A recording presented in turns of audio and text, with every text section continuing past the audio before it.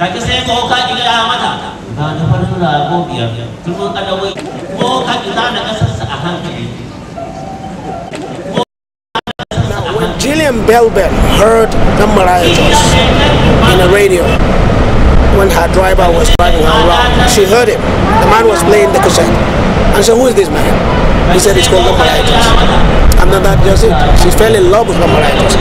And she contacted me and asked if I know the man. I said, I don't know the man, but I know the music. Then she said she would like to see what we can do about promoting that kind of music.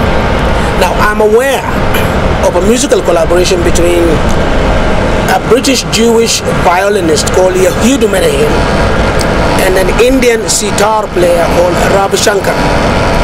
And I know they had an album called East Meets West.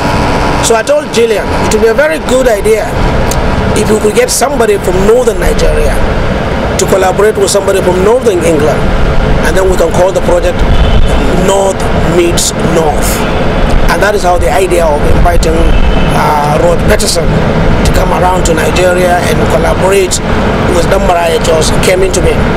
But we couldn't just simply do a concert between the Mariah Jones and Rod Peterson. We have to create a program which will make it worthwhile, and we have to create a circumstance around which young musicians will also benefit from this collaboration.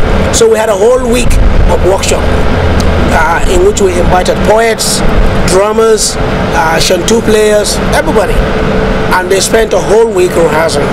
And we had about 3 concerts, one in the British Council, one in Mumbai House, and one in Abuja, between Rod Peterson and the Mariah Jones leading and the younger musicians supporting. Now, both the Mariah Jones and Rod Peterson were old. They are not young. And the whole focus of Connecting Futures is on young people. So we decided to take it to the next level. And the next level is to see how younger musicians from England and younger musicians from Nigeria could be brought together into a collaborative musical venture. So we decided to audition for traditional musicians instead of synthesizer musicians, because initially it was synthesizer musicians who were coming. So we asked the traditional musicians to come, those who could play any traditional Hausa instrument. So we have a kukuma player, we have dumangarke, which are those long drums, and then you have kalangu, what they call the talking drum. And then we decided for gender parity to include a girl who has to play the shantu, which is the aerophone, a very long instrument made of agua. And then a flutist, somebody who uses a flute. And we picked the 5 best out of all this, and we put them together, and they said, okay, play. And this is that critical moment. These 5 instruments have never come together to play. I'm not talking about the individuals.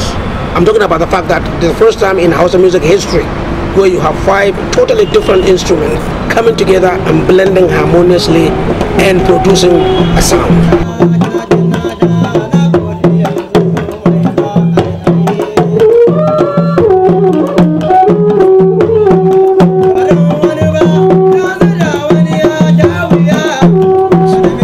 Stage is to pair them with a similar group of musicians in the UK, but it wasn't possible to get the young sort of British musicians we're looking for. So one